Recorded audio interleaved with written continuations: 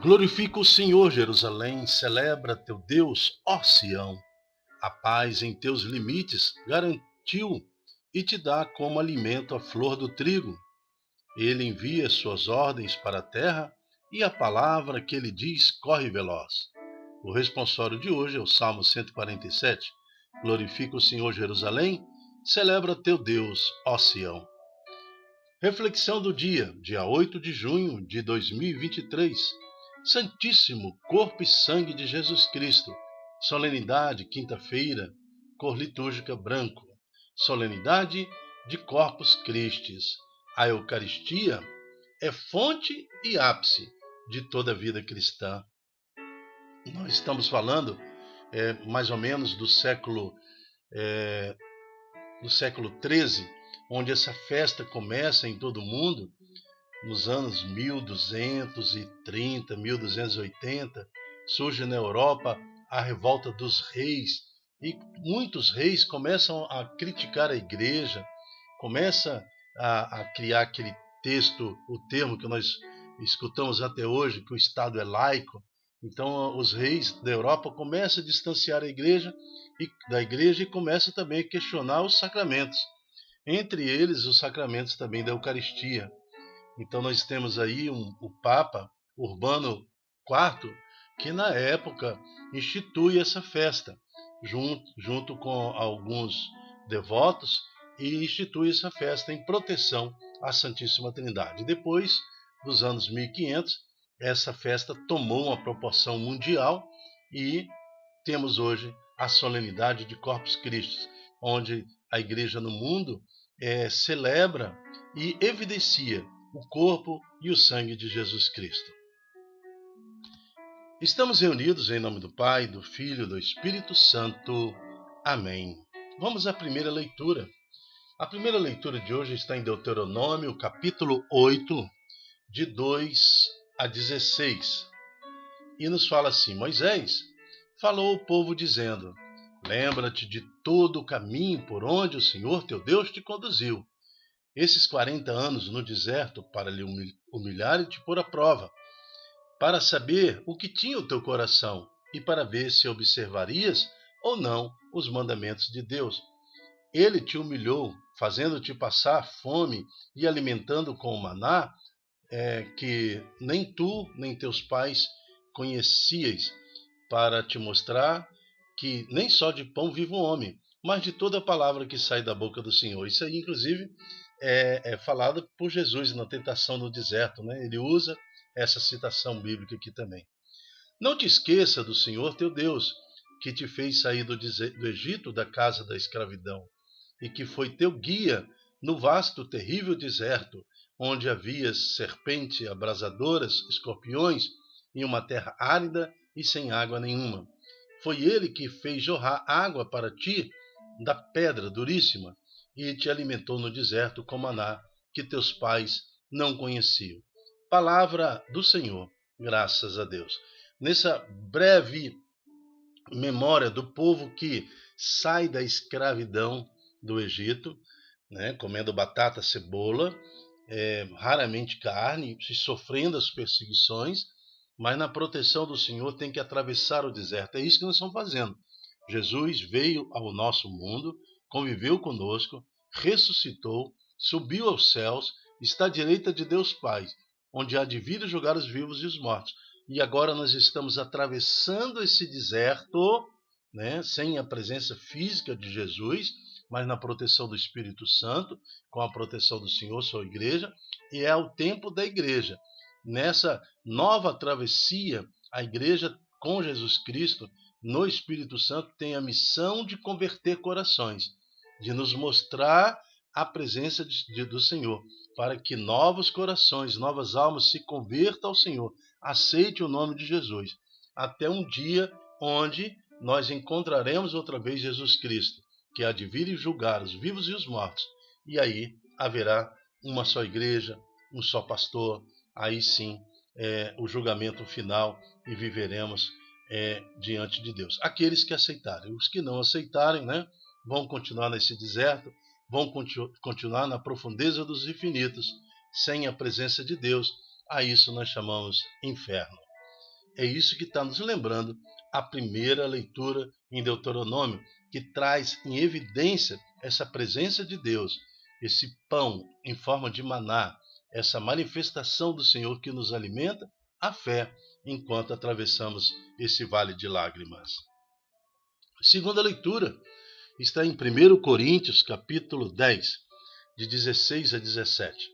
Irmãos, o cálice da bênção, o cálice que abençoamos, então ele está falando da liturgia, ele está falando de uma missa, ele está falando desse cálice que você, na missa, você acompanha, que você observa o padre recebendo o pão, recebendo o vinho.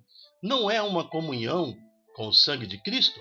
E o pão que partimos não é a comunhão com o corpo de Cristo? Então, o Paulo aqui ele orienta a comunidade de Coríntios falando: aquele é o corpo e o sangue de Jesus.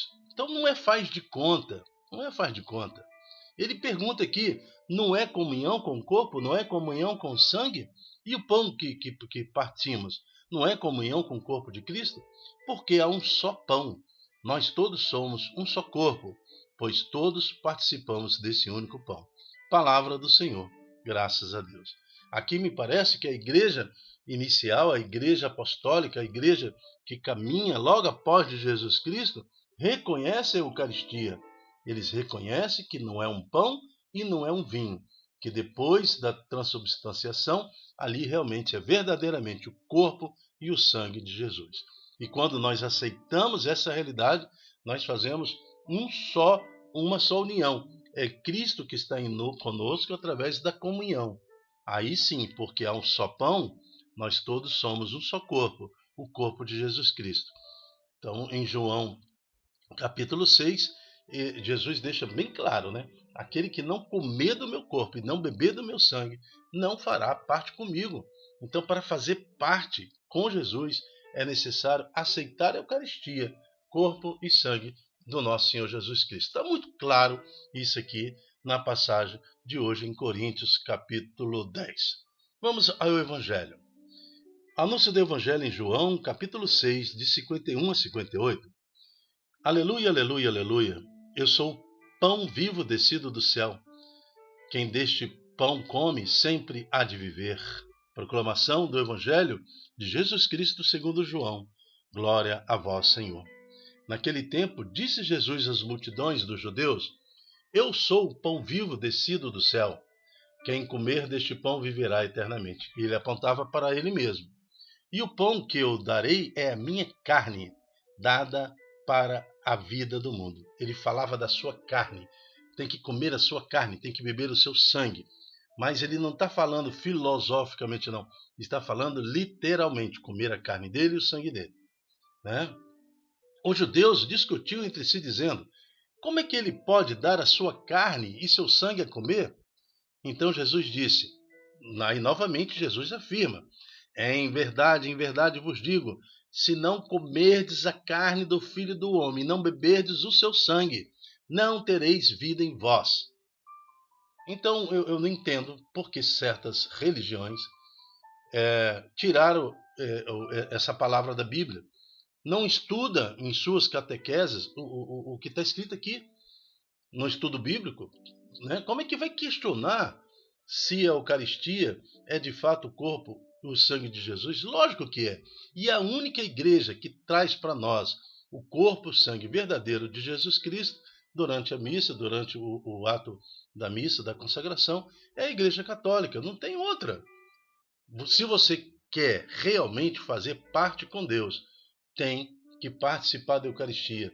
Somente na Igreja Católica você consegue cumprir esse mandamento de Jesus que está em João capítulo 6, 51 a 58. Quem come a minha carne e bebe meu sangue tem vida eterna, e eu o ressuscitarei no último dia. Mas é preciso comer o corpo e o sangue e beber o sangue de Jesus. Porque a minha carne é verdadeira comida e meu sangue é a verdadeira bebida. Não tem dúvida, está escrito. Eu estou lendo a Bíblia. Eu não estou falando da minha cabeça, estou lendo João capítulo 6, 51 a 58. Como o Pai que vive me enviou, eu vivo por causa do Pai. Assim aquele que me recebe como alimento não é faz de conta, não é tomar suco de uva, né? Não é, pegar um pedacinho de pão lá. Não, não é faz de conta, não. É verdadeiramente o meu corpo e verdadeiramente o meu sangue. Então não tem faz de conta. A Eucaristia é verdadeiramente o sangue e é verdadeiramente o corpo de Jesus. Que não haja dúvida em seu coração. Não haja dúvida em seu coração. O que aconteceu no século XIII foi um questionamento muito grande, porque quando se discute que a igreja tem ou não este poder de transformar, da transubstanciação, os reis queriam tirar o poder que a igreja tem, que foi concedido pelo próprio Cristo, da transubstanciação. Então, tirando esse poder, a igreja seria uma instituição comum. Qualquer um poderia montar uma igreja. É isso que aconteceu no século XIII, né? Quando eles atacaram a Eucaristia desta forma, mas em proteção à Santa Eucaristia, a igreja reage. E agora nós estamos vivendo aí esse grande dia do Corpus Christi, onde nós elevamos em festa para todo mundo ver que nós somos adoradores do Senhor que está na Eucaristia.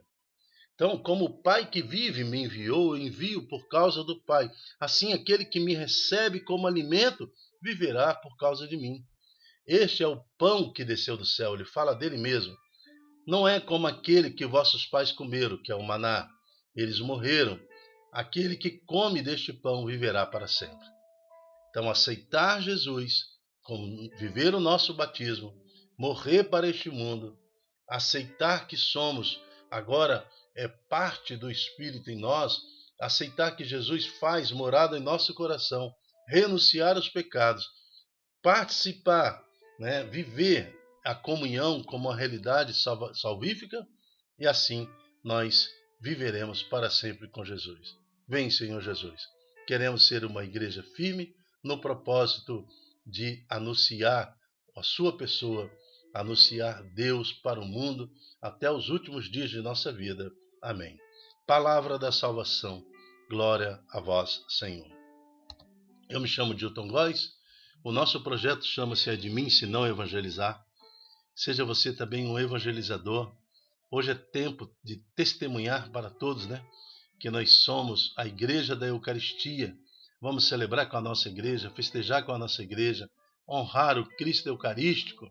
A igreja nos convoca a darmos testemunho popular que somos adoradores do nosso Senhor Jesus Cristo. Amém. Até a próxima, se Deus quiser. Tchau, tchau.